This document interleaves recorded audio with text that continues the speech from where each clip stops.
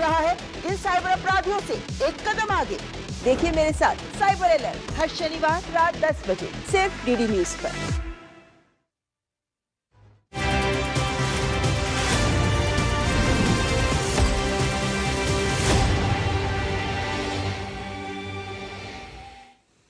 नमस्कार, स्वागत है आप सभी का डीडी न्यूज के खास बुलेटिन एक्सप्रेस 100 में, जहां हम आपके लिए लेकर आते हैं राजनीति, मनोरंजन, देश दुनिया, खेल और व्यापार जगत की सभी बड़ी खबरों को एक्सप्रेस यानी फटाफट अंदाज में। मैं हूं आपके साथ पराक्रम सिंह शेखावत। तो आइए शुरू करते हैं तेज रफ्तार से जुड़ी खबरें।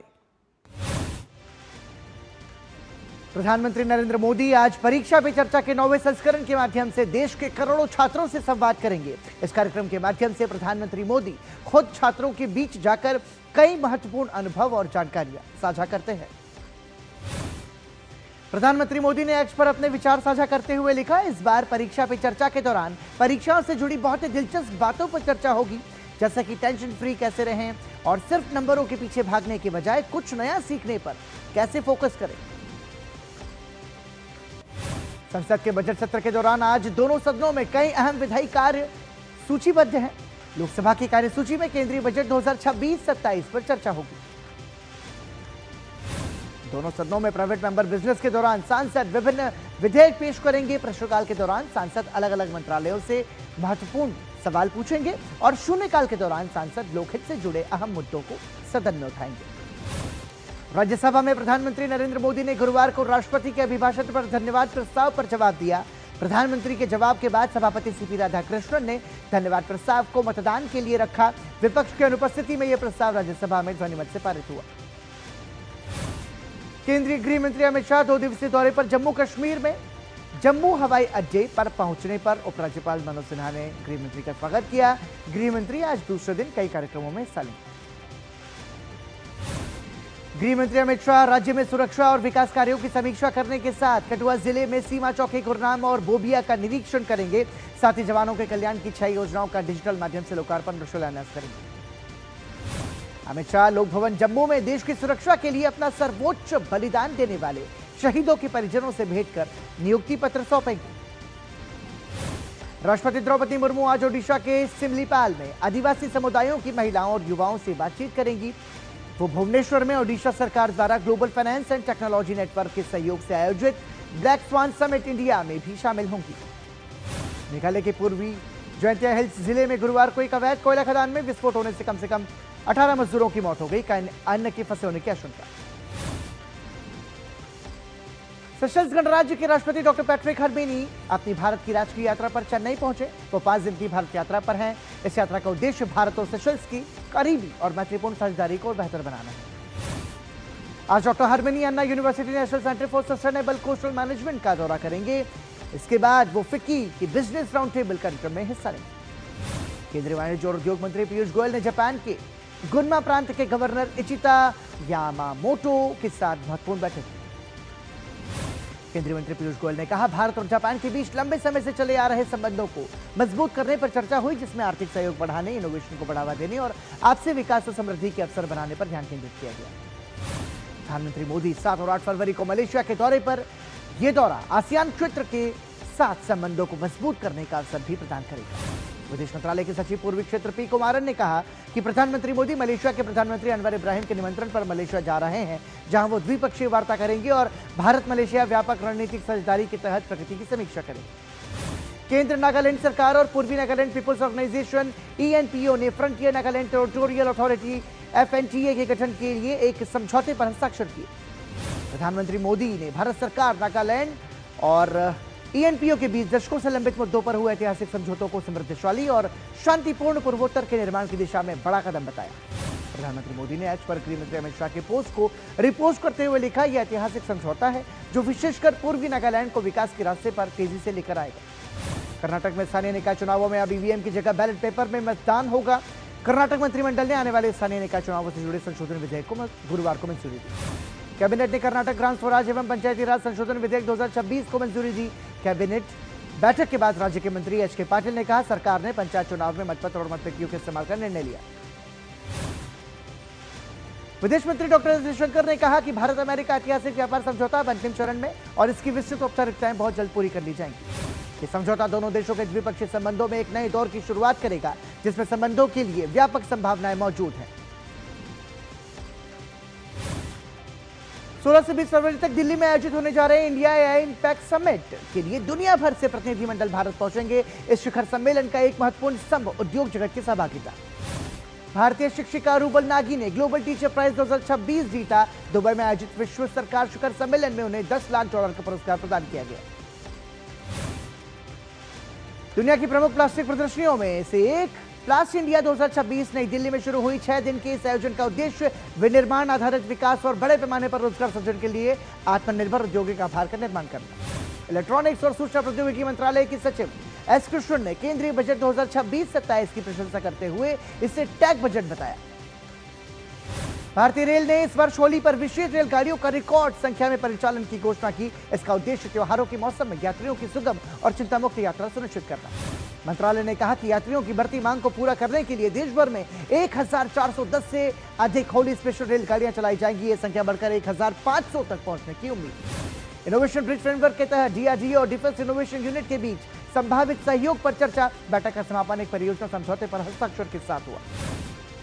केंद्रीय कृषि मंत्री शिवराज सिंह चौहान ने नई दिल्ली में नेपाल के कृषि और पशुधन मंत्री एवं मालदीव के कृषि एवं पशु कल्याण राज्य मंत्री से सौजन्य भेंट की। भारत और श्रीलंका के बीच सदियों पुराने आध्यात्मिक संबंध एक बार फिर दुनिया के सामने जीवंत हो उठे। कोलंबो के ऐतिहासिक गंगारमैया मंदिर में इन दिनों भगवान बुद्ध के पवित्र देवनी अवशेषों के दर्शन के लिए आस्था का सैलाब उमड़ा है। भारत से विशेष रूप से लाए गए ये अवशेष दोनों देशों के सांस्कृतिक और बौद्ध धरोहर से जुड़े रिश्तों को नई मजबूती दे रहे हैं। बांग्लादेश में अंतरिम सरकार के कार्यकाल के दौरान हजारों लोगों को राजनीतिक आधार पर गिरफ्तार किया गया। गिरफ्तार किए गए लोगों में अवामी लीग के सैकड़ों नेता, कार्यकर्ता और समर्थक शामिल। बांग्लादेश में राजनीतिक हिंसा में 81 लोगों की मौत हुई, जबकि करीब 8000 लोग घायल हुए। स्थानीय संगठनों ने महिलाओं के अधिकारों और अल्पसंख्यकों की सुरक्षा पर गंभीर चिंता जताई। नई दिल्ली में एनआरएफ यानी अनुसंधान राष्ट्रीय अनुसंधान फाउंडेशन का स्थापना दिवस समारोह आयोजित किया गया। इस समारोह में केंद्रीय विज्ञान एवं प्रौद्योगिकी राज्य मंत्री डॉक्टर जितेंद्र सिंह ने शिरकत की। डॉक्टर जितेंद्र सिंह ने कहा कि हमने जो नेशनल रिसर्च फाउंडेशन तैयार किया वो अमेरिका या जर्मनी जैसे देशों में मौजूद अन्य फाउंडेशनों से बेहतर। अरुणाचल के जीवंत उत्सव बुरी बुटी यूलो नीशी जनजाति का यह त्योहार राज्य की सांस्कृतिक पहचान का सबसे आकर्षक हिस्सा है। फसल पकने की खुशी मनाया जाता है। रक्षा सचिव राजेश कुमार सिंह ने 4 और 5 फरवरी को गुजरात के भुज सेक्टर के अग्रिम इलाकों का दौरा किया। उन्होंने सेना, नौसेना, वायुसेना और अन्य सुरक्षा एजेंसियों द्वारा संयुक्त रूप से किए जा रहे ढांचा विकास, निगरानी और क्षमता निर्माण के काम को निरीक्षित किया। भारतीय अंतरिक्ष अनुसंधान संगठन इसरो के अध्यक्ष वी नारायण ने कहा कि चंद्रयान 3 की ऐतिहासिक सफलता के बाद भारत ने अपने अंतरिक्ष अभियानों में तेजी लाई है और महत्वाकांक्षी चंद्रयान 4 तथा चंद्रयान 5 परियोजनाओं की तैयारियां चल रही हैं। रुकेंगे एक छोटे से ब्रेक के लिए। बने रहिए हमारे साथ।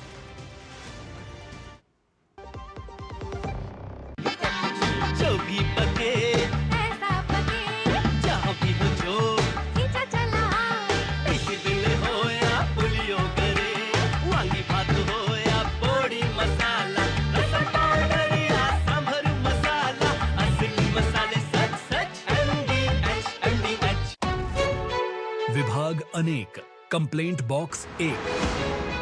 किसी भी सरकारी दफ्तर, विभाग या बैंक से जुड़ी शिकायत के लिए pgportal.gov.in पर जाएं, रजिस्टर करें, संबंधित विभाग चुनें, शिकायत दर्ज करें और ट्रैकिंग आईडी नोट करें। एसएमएस या ईमेल पर एक्नॉलेजमेंट पाएं और शिकायत का जवाब सीधे मंत्रालय से प्राप्त करें। अब तक 1 करोड़ 12 लाख से अधिक भारतीयों ने भरोसा जताया। सीपी ग्राम्स, आपकी हर शिकायत का हल। अभी शिकायत दर्ज करें pgportal.gov.in।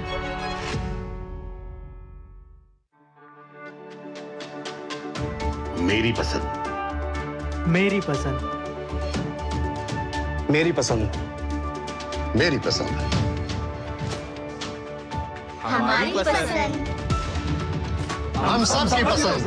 मजबूत देश का मजबूत सरिया हो गया स्टील। ब्रेक के बाद एक बार फिर आपका स्वागत। आप देख रहे हैं एक्सप्रेस 100।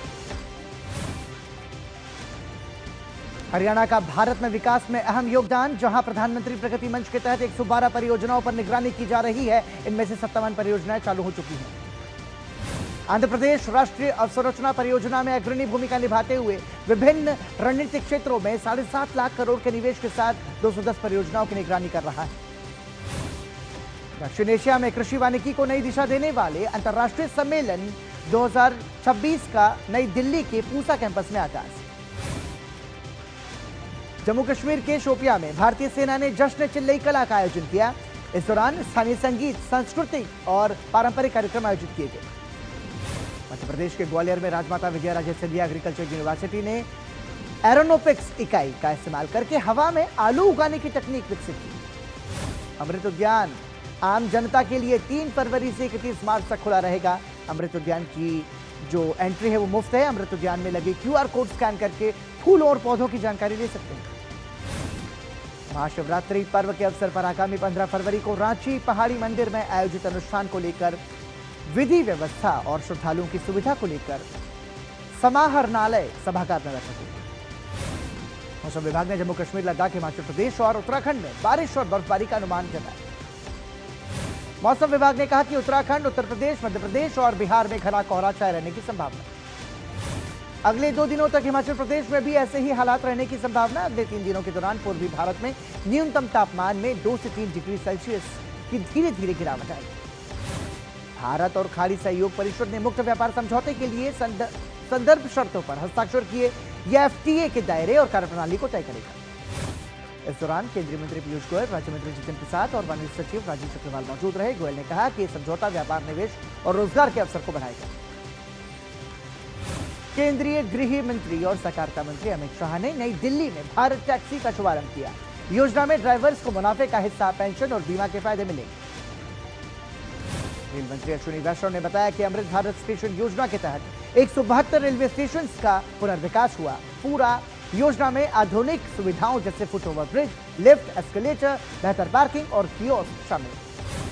केंद्रीय मंत्री अश्विनी वैष्णव ने कहा कि इस योजना के तहत 1337 स्टेशन को विकसित करने के लिए चिन्हित किया गया। साथ ही 2022 से 2025 के दौरान देश भर के 8626 रेलवे ब्रिज की मरम्मत और मजबूती का काम किया गया। मुख्यमंत्री भूपेंद्र पटेल ने कहा कि गुजरात को केंद्रीय बजट 2026-27 से काफी लाभ होने वाला है, जो आर्थिक विकास को गति देने, बुनियादी ढांचे को बेहतर बनाने और समावेशी विकास को बढ़ावा देने पर केंद्रित। भूपेंद्र पटेल ने बताया कि बजट में बायोफार्मा स्ट्रेंथ प्रोग्राम के लिए 10,000 करोड़ रुपए आवंटित किए गए, जिसका उद्देश्य भारत को वैश्विक बायोफार्मा विनिर्माण केंद्र के रूप में स्थापित करना है। भारत नेट परियोजना के तहत देश की 2,14,904 ग्राम पंचायतों को ब्रॉडबैंड कनेक्टिविटी से जोड़ा गया। संचार एवं ग्रामीण विकास राज्य मंत्री डॉक्टर चंद्रशेखर पेम्मासानी ने कहा कि सरकार ने ग्रामीण और सीमावर्ती क्षेत्रों में डिजिटल कनेक्टिविटी बढ़ाई। केंद्र सरकार के राष्ट्रीय व्यापारी कल्याण बोर्ड के चेयरमैन सुनील जे सिंघी ने भारत अमेरिका व्यापार समझौते की सराहना करते हुए कहा, इस ऐतिहासिक करार से भारतीय वस्तुओं के निर्यात को नई ऊंचाई मिलेगी। साइबर अपराध और वित्तीय धोखाधड़ी पर लगाम लगाने के लिए सरकार ने बड़ी कार्रवाई करते हुए देश भर में 39.43 लाख मोबाइल कनेक्शन डिस्कनेक्ट किए। इसके अलावा दूरसंचार विभाग ने 2.27 लाख मोबाइल हैंडसेट और 1.31 लाख SMS टेम्पलेट्स को भी ब्लैकलिस्ट किया। सेबी ने 15 लोगों पर लगाया 3 साल का शेयर बाजार प्रतिबंध और टेलीग्राम चैनलों पर भ्रामक शेयर अनुशंसाओं के माध्यम से यूनिसन मेटल्स के शेयरों में हेरफेर करने के लिए कुल 3.6 करोड़ रुपए का जुर्माना। सेबी ने डीमैट म्यूचुअल फंड यूनिट्स के लिए SWP और STP में स्थायी निर्देश सुविधा बढ़ाने का प्रस्ताव दिया। सेना की कीमतों में एक बार फिर सोने की कीमतों में एक बार फिर बड़ी गिरावट दर्ज की गई। सोने का भाव 4,123 रुपए से घटकर 1,52,532 रुपए पर पहुंचा। चांदी की कीमतों में भी तेज गिरावट देखने को मिली। चांदी का भाव 28,123 रुपए टूटकर 2,54,339 रुपए प्रति किलो हुआ। अमेरिकी मुद्रा के मुकाबले रुपया 13 पैसे मजबूत होकर 90.34 रुपए प्रति डॉलर हुआ। अडानी मंगल सेवा ने 500 दिव्यांग महिलाओं के लिए सम्मान और अवसर प्रदान करते हुए 1 साल पूरा कर लिया। इस कार्यक्रम में मासिक आय के लिए प्रत्येक के नाम 10 लाख रुपए की फिक्स डिपॉजिट की गई। सरकार ने स्टार्टअप्स फर्म के रूप में मान्यता पाने के मानदंडों का विस्तार करते हुए कारोबार की सीमा को दोगुना कर 200 करोड़ रुपए कर दिया। हिंदुस्तान कॉपर का चालू वित्त वर्ष की तीसरी तिमाही में एकीकृत लाभ दुगने से ज्यादा होकर 156.30 करोड़ रुपए हुआ। हिताची एनर्जी इंडिया लिमिटेड का वित्त वर्ष 2025-26 की दिसंबर तिमाही का शुद्ध मुनाफा 90% से ज्यादा बढ़कर 261.4 करोड़ रुपए हुआ। ओपी जिंदल ग्लोबल यूनिवर्सिटी ने Times Higher Education World University ranking by subject 2026 में पहली बार भाग लेते हुए शीर्ष स्थान प्राप्त किया। Global brokerage firm Morgan Stanley ने अडानी एनर्जी सॉल्यूशंस के शेयर की कवरेज शुरू कर दी और इसे ओवरवेट रेटिंग के साथ 1133 रुपए का टारगेट प्राइस दिया। अमेरिकी राष्ट्रपति डोनाल्ड ट्रंप ने दवाओं की कीमतें घटाने के उद्देश्य से trumpRx.gov वेबसाइट लॉन्च की। ट्रंप ने कहा कि इस पहल से लोग बड़ी बचत कर सकेंगे। ट्रंप प्रशासन ने 16 बड़ी दवा कंपनियों के साथ मोस्ट फेवर्ड नेशन समझौते किए। अमेरिकी राष्ट्रपति डोनाल्ड ट्रंप ने पूर्वी एशियाई देश में रविवार को होने वाले विधायी चुनाव से पहले जापान की प्रधानमंत्री सनाए तकाइची को अपना पूर्ण समर्थन और साथ ही 19 मार्च को व्हाइट हाउस में आने का न्योता दिया। अमेरिकी राष्ट्रपति डोनाल्ड ट्रंप ने न्यू स्टार्ट परमाणु हथियार नियंत्रण संधि के विस्तार को खारिज करते हुए रूस के साथ नई बेहतर और आधुनिक संधि की वकालत की। ट्रंप ने सोशल मीडिया पर कहा कि मौजूदा समझौता खराब तरीके से किया गया था और इसका उल्लंघन हो रहा है, जिसमें हथियारों की सीमा और निरीक्षण व्यवस्था शामिल है। इजरायली प्रधानमंत्री बेंजामिन नेतन्याहू ने इजरायली राज्य नियंत्रक को 7 अक्टूबर के हमले से पहले और उसके दौरान सरकार के आचरण से संबंधित दस्तावेज सौंपे। बेंजामिन नेतन्याहू ने कहा कि यह जांच सरकारी जांच की जगह नहीं लेगी और समिति के सभी सदस्यों का चयन सरकार और विपक्ष द्वारा किया जाएगा। और इसी के साथ यहां रुक रहे हैं एक और छोटे से ब्रेक के लिए। बने रहिए हमारे साथ।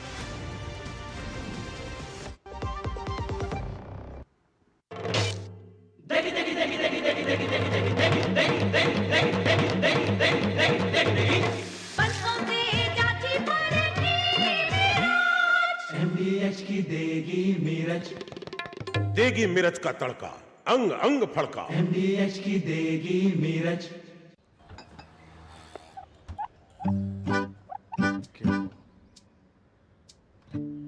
मेरा बेटा ईशान डॉक्टर बनेगा, डॉक्टर। मेरा ईशान तो साइंटिस्ट बनेगा। अब ये ईशान क्या बनेगा? ईशान कुछ भी बने, उसके साथ हमेशा है LIC की अमृत बाल चिल्ड्रन पॉलिसी। बड़े सपनों का रखे ख्याल। संडे को भी लैपटॉप पे लगे हो? अरे काम वाम छोड़ो, लाइफ में थोड़ा इंटरेस्ट लो। आपके लिए रिक्लाइनर चेयर ऑर्डर कर रहा हूँ, ये देखो। अरे इतनी महंगी चेयर क्यों ले रहा है? आप ही कहते हो लाइफ में ज्यादा इंटरेस्ट लो। अब जब ज्यादा इंटरेस्ट मिल रहा है तो कहीं खर्चने तो दो। ज्यादा इंटरेस्ट? स्टेबल मनी पे घर बैठे FD कराएं और पाएं 8% तक इंटरेस्ट। स्टेबल मनी, इंडिया का FD booking app. Download now.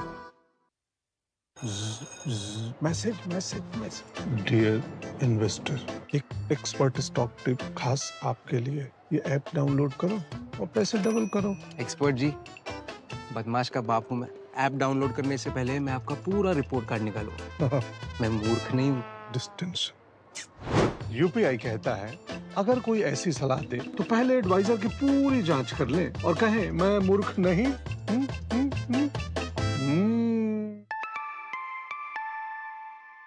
जाइए आप भी किसी का टेस्ट लीजिए। ब्रेक के बाद एक बार फिर आपका स्वागत। आप देख रहे हैं एक्सप्रेस 100। ईरान ने एक बार फिर ताकत का सख्त संदेश दिया। ईरान के सरकारी मीडिया के मुताबिक IRGC ने अपनी सबसे खतरनाक लंबी दूरी की बैलिस्टिक मिसाइल खुर्रमशहर 4 को एक गुप्त भूमिगत मिसाइल शहर में तैनात किया। ईरानी मीडिया के अनुसार यह तैनाती सिर्फ तकनीकी कदम नहीं बल्कि ईरान की रणनीति में रक्षात्मक से आक्रामक रुख का खुला ऐलान है। कोलंबिया विश्वविद्यालय के बाहर प्रोफेसर्स, छात्रों और समर्थकों ने अमेरिकी आव्रजन एजेंसी ICE के खिलाफ विरोध प्रदर्शन किया। वहीं पुलिस ने इस पर कार्रवाई करते हुए 12 प्रदर्शनकारियों को गिरफ्तार किया। प्रदर्शनकारियों ने विश्वविद्यालय पर ICE के साथ सहयोग का आरोप लगाया और परिसर को सुरक्षित स्थान घोषित करने की मांग की। अमेरिका के एरिजोना में पुलिस हेलीकॉप्टर के क्रैश होने से पायलट और एक ट्रूपर की मौत हो गई। दोनों पुलिस और आपातकालीन सेवाओं के लिए काम कर रहे थे। कोलंबिया में हुई भारी बारिश ने व्यापक तबाही मचाई, जिस कारण हजारों परिवारों को विस्थापित होना पड़ा। राष्ट्रीय आपदा प्रबंधन इकाई की रिपोर्ट के अनुसार इससे अब तक 31,000 से अधिक परिवार प्रभावित हुए।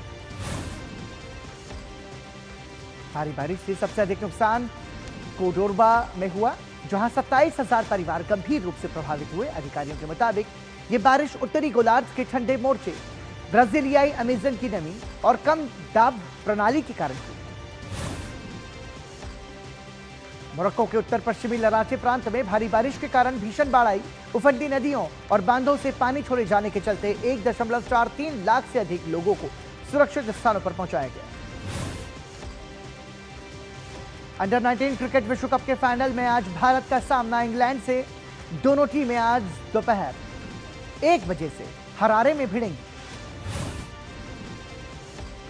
इस टूर्नामेंट में दोनों टीमों का अब तक का प्रदर्शन शानदार रहा है। दोनों टीमों ने इससे पहले खेले गए सभी मुकाबले जीतकर फाइनल में जगह बनाई। 5 बार की अंडर 19 क्रिकेट विश्व कप चैंपियन भारतीय टीम के पास 6ठी बार विश्व कप खिताब जीतने का मौका है। भारत ने पिछली बार 2022 में खिताब जीता था। वहीं इंग्लैंड की टीम अपने दूसरे विश्व कप खिताब की तलाश में मैदान पर उतरेगी। रॉयल चैलेंजर्स बेंगलुरु ने WPL 2026 का खिताब अपने नाम किया। महिला प्रीमियर लीग के चौथे संस्करण के फाइनल में RCB ने दिल्ली कैपिटल्स को 6 विकेट से हराकर खिताब पर कब्जा जमाया। टॉस हारकर पहले बल्लेबाजी करने उतरी दिल्ली कैपिटल्स ने 20 ओवर में 4 विकेट पर 203 रन बनाए। जवाब में RCB ने 19 ओवर और 4 गेंदों में 4 विकेट खोकर 204 रन बनाए और मुकाबला अपने नाम कर लिया। RCB के लिए स्मृति मंधाना ने 87 और वोल ने 79 रन की पारी खेली। अंत में राधा यादव ने 5 गेंद में 12 रन बनाकर टीम को जीत दिलाई। RCB ने दूसरी बार महिला प्रीमियर लीग का खिताब जीता। उज्बेकिस्तान में आयोजित world para arm wrestling cup 2026 में भारत के श्रीमंत झा ने कांस्य पदक हासिल कर देश का नाम रोशन किया। उन्होंने PIUH 85 किलो वर्ग में कांस्य पदक अपने नाम किया। श्रीमंत झा ने अपनी इस जीत को देश के शहीद जवानों को समर्पित किया। श्रीमंत भारत के लिए 62 अंतरराष्ट्रीय मेडल जीत चुके हैं, जो एक रिकॉर्ड है। राजधानी दिल्ली में आयोजित हो रही एशियन राइफल्स और पिस्टल चैंपियनशिप में 10 metre air pistol mixed team event में भारत ने रजत पदक जीतने में सफलता पाई। भारत के सम्राट राणा और सुरुचि इंदर सिंह ने रजत पदक अपने नाम किया। भारतीय जोड़ी ने फाइनल में 48 शॉट के बाद 479.6 स्कोर के साथ दूसरा स्थान हासिल किया। हॉकी इंडिया ने राउरकेला के बिरसा मुंडा अंतरराष्ट्रीय हॉकी स्टेडियम में 10 से 15 फरवरी तक होने वाले FIH प्रो लीग के पहले चरण के लिए 24 सदस्यीय भारतीय पुरुष टीम की घोषणा की। और ओलंपिक रजत पदक विजेता मीराबाई चानू ने राष्ट्रीय भारोत्तोलन चैंपियनशिप में महिलाओं के 48 किलोग्राम वर्ग का खिताब जीतते हुए अपने ही 3 राष्ट्रीय रिकॉर्ड बेहतर किए। और इसी के साथ ही एक्सप्रेस न्यूज 100 में इतना ही। दीजिए अनुमति। नमस्कार।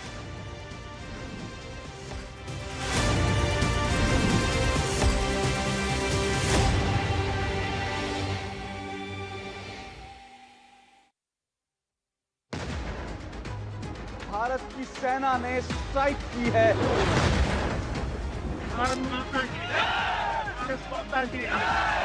जो सच है हम वही दिखाते हैं।